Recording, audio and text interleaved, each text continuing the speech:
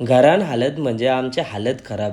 आमची नेहमीची कांदा कापणारे लोक कांद्यावर अशी धजून पडल्यान जसं की कांदा कापून झाल्यावर यांचा शाल देऊन सत्कार करणार आहेत. काकूस डांगोर असा सोलतं जसं की तो नारोलच आहे. पत्रिकेन लिवलेला लग्नाला आलाच पाहिजे म्हणून गोन भरून आला आणले. ये चारी आज चारी येतो. दादूस कालता असं मारतं जसं की होरीच चालवतं.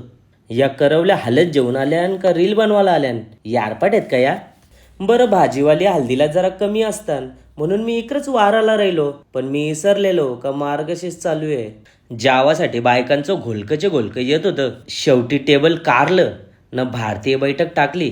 बायकांना जशी जागा भेटल तशा बसत होत्या जसा की शातावच आल्यान भात जोराला. याना वारून वारून माझ्या फासल्या फुगल्या. बरं बस झाला आता मना पण जावाला जाऊ दे. अरे यो मटणाची बालदी जेवून कुठं चालले. तुम्हाला म्हणून सांगताव जीवन खूप सुंदर आहे. फक्त हल्दीला मटण वारणारा आपला माणूस पाहिजे बस. नाचायला आलो तर नवरीच डीजे वाजत होती. डान्सच्या बाबतीत आमचे भाऊजीनं तोडणं हो. यांचा डान्स बघून मना एक समजला का हल्दीला खरी मजा करवल्या न दारू पिणारीच लोक करतात.